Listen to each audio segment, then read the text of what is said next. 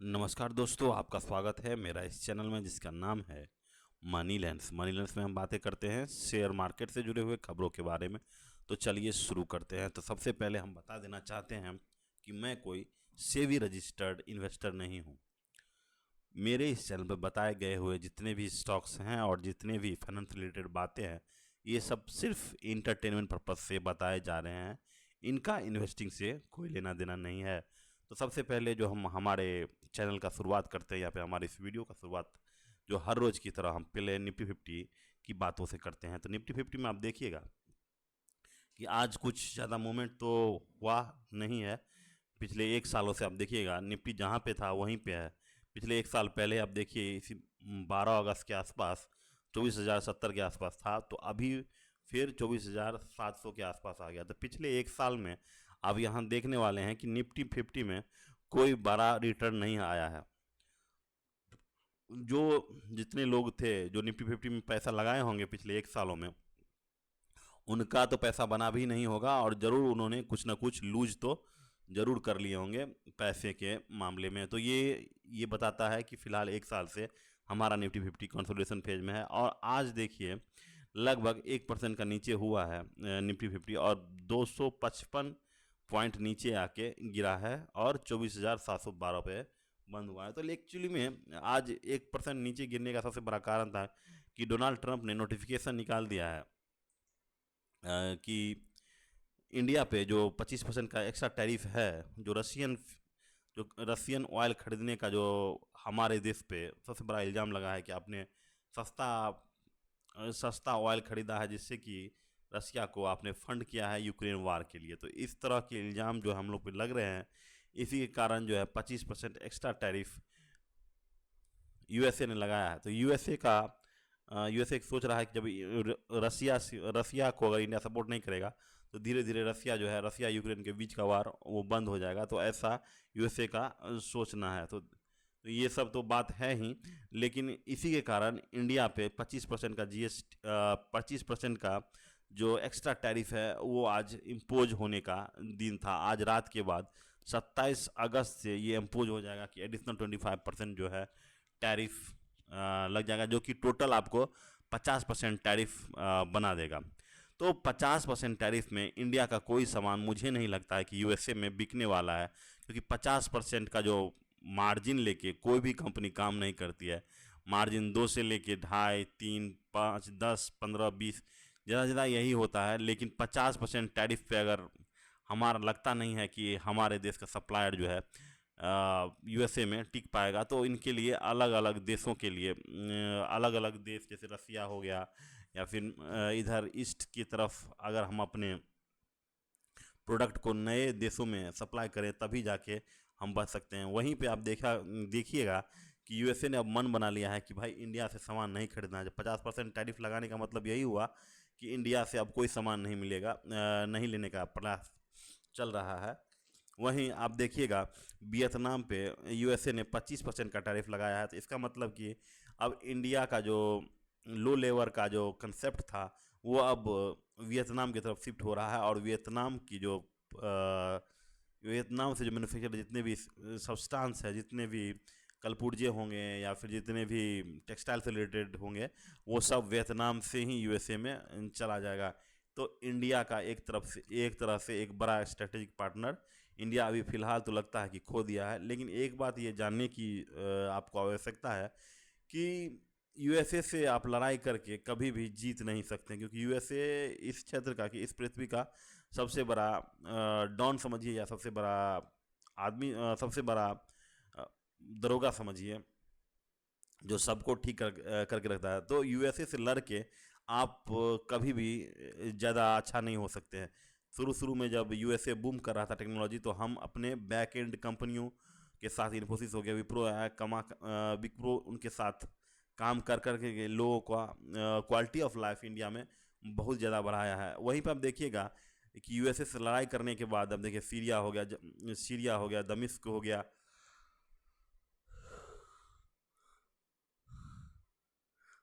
Iraq हो गया, अफगानिस्तान हो गया, जितने भी आप नाम लीजिए कि यूएसए से लड़ाई करने के बाद कोई भी कंट्री सर्वाइव नहीं कर पा रहा। जबकि यूएसए के साथ अगर मित्रता का व्यवहार अगर आप करते हैं तो आप ज़रूर अच्छा कर पाएंगे। थोड़ा दिन पहले तक इंडिया यूएसए का बहुत बड़ा मित्र था, तो इंडिया में काफ़ी अच्छा ग्रोथ हुआ था। यूएसए से फ़ायदा उठाया यूरोपियन यूनियन, यूएसए से फ़ायदा उठाया इसराइल। ये सब देशें जो हैं वो देखिए यूएसए के साथ मित्रवत रह के काफ़ी अच्छा कमा लिया है। बस यूएसए से लड़ाई करके सिर्फ एक ही आगे बढ़ा है, वो है चाइना। आप देख लीजिए रसिया का हाल क्या किया था यूएस ने। एक तरफ से पूरे यूएसएसआर का विखंडीकरण ही करा दिया गया था, जिसमें से 10-15 नए देशों का जन्म हुआ था।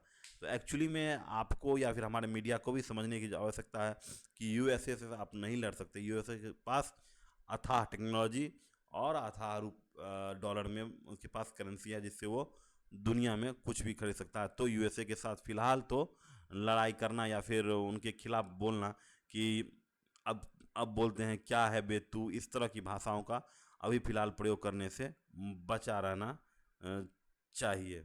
ठीक है, तो ये जो है आपने देखा कि ये जो डोनाल्ड ट्रंप का जो टैरिफ है उस पर थोड़ा सा आपको प्रकाश डाले हैं, ये आपको अच्छा लगेगा। दूसरा आज जो बात कर रहे हैं कि जीएसटी रिफॉर्म के बारे में बात कर रहे हैं, क्योंकि जीएसटी रिफॉर्म जो जो पहले दिवाली के बाद करने का प्लान बन रहा था उसको प्रीपोन करते हुए अब दिवाली से पहले लाने का मोदी गवर्नमेंट ने फैसला लिया है।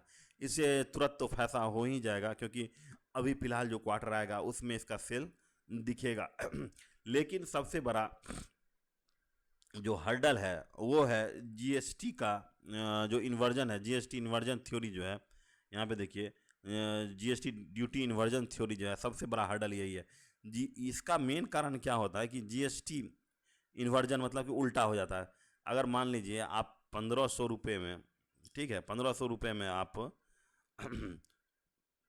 1500 का सामान जो है आप 700 रुपये में खरीद के लाए, ठीक है, आप 700 रुपये में खरीद के लाए, जिस पे आपका 18% का आपको टैक्स देना पड़ा। तो आप जो है 126 रुपया वहाँ पे पे किए।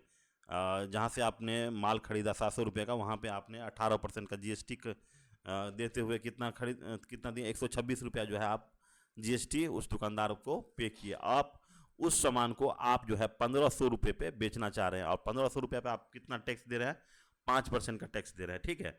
तो आप जो है 15 रुपया, यानी आप यहाँ पे जीएसटी का कितना दे रहे हैं, 75 रुपया। तो आपने उधर कितना दिया था, 126 रुपया, ठीक है, लेकिन आपने कलेक्ट कितना किया है, 75 रुपया।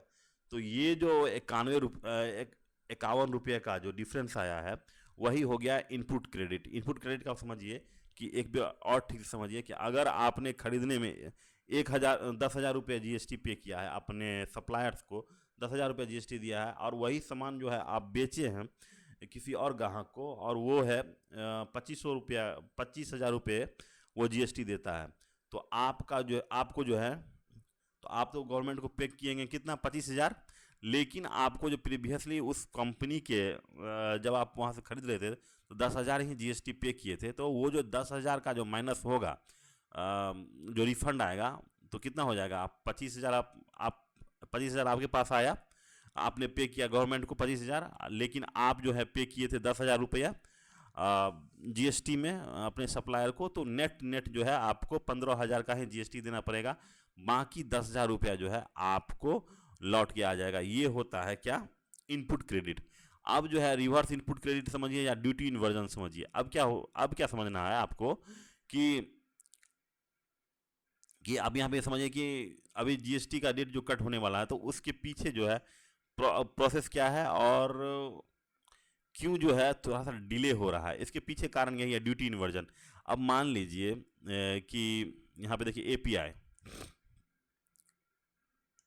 यहाँ पे देखिए फार्मा पे फार्मूलेशन पे 5% का जीएसटी है, और वहीं आप यहाँ पे देखिए जो फार्मूलेशन है वो बनता है एपीआई से, ठीक है, जो आपका ड्रग्स है वो एपीआई से बनता है। एपीआई पे आप 18% का जीएसटी लेते हैं। तो एक बार एक आदमी जो है 18% का जीएसटी लिया, जीएसटी पे किया 18%, और वो जो है कमाई कितना कर रहा है 5% का। तो ये जो डिफरेंस है 6 से 13% जो सरकार के पास रुका रहेगा, तो इसको कब क्लेम करना है, कैसे क्लेम करना है, तो यही चीज़ें के लिए अभी फिलहाल जीएसटी काउंसिल की जितनी मीटिंग है वो इसी में अब पेच फंसा हुआ है कि भाई ये जो 5 से 6% का जीएसटी जो है सरकार के पास पड़ा रहेगा, उसको कैसे आप जो है कस्टमर तक पहुंचाएं या फिर उस दुकानदार वाले को पहुंचाएं। तो ये सब सोच जो है इसके पीछे लगा हुआ है कि भाई अब जो है एक नया टैक्स रिजीम आएगा और उससे जीएसटी कंप्लायंस थोड़ा सा आसान हो जाएगा। लेकिन आप लोगों को एक चीज़ और भी समझने की बात है कि नया जो टैक्स रिजीम आया है या नया जो जीएसटी रेट आएगा, तो क्या आप लोगों को सोचना है कि क्या ये पुराना जीएसटी का जो स्लैब था उसको छेड़छाड़ करना ज़रूरी था, और क्या हमारा जो जीएसटी का स्लैब पुराना था जिसे अब चेंज करके सिर्फ आपने कर दिया है 5% और 18% रहेगा और सीनगुड के लिए 40%, तो क्या हमारा पुराना जीएसटी स्लैब गलत बनाए थे जिसके कारण आपने क्या किया है उसको फिर से एक नया लुक देने के लिए और नया चीज़ करने के लिए आपने सिर्फ 2 ही टैक्स जीएसटी टैक्स स्लैब रखे हुए हैं। इसके पीछे की कारणों को और तह को भी जानने की ज़रूरत है। उसके जानने की क्या ज़रूरत है आप हमको मैं बता ही देता हूँ, क्योंकि जितना भी ज़्यादा रेवेन्यू, जैसे कि जीएसटी का कितना स्लैब है, 5 है, 12 है, 18 है और 40 के आसपास है, ठीक है, 5 28 है, ठीक है, 28 को खींच के ले गए 40 पे, और 5 जो है वही है, 18 को क्या कर दिए हैं 12 पे लेके चले गए हैं, ठीक है। तो अब जो है क्या बोल रहे थे, अब जो है आप लोग को समझने की वाली बात है कि जितना भी जैसे कि 18% हो गया या फिर 5% जितना है ये जीएसटी है, तो 5% और 18% में टैक्स रेवेन्यू बहुत ही कम आता था, ना के बराबर ही समझिए, लेकिन ज़्यादा जो रेवेन्यू था वो 12% और 28% से ही आता था। इसीलिए जो है ये दोनों टैक्स रेजिम का जो स्लैब है 5% और 18%, इसको डिजॉल्व कर दिया गया है। तो ये चीज़ आपको समझने की ज़रूरत है कि जिसमें सरकार को फ़ायदा हो रहा है वही काम करेगा। हम और आप अभी फ़िलहाल उतने सक्षम नहीं हुए हैं कि सरकार के फैसले को रोक सके या बदल सके। अगर आपको मेरा ये प्रोग्राम आपको अच्छा लगा तो चैनल को ज़रूर लाइक, शेयर और सब्सक्राइब कीजिए। Thank you, have a nice day.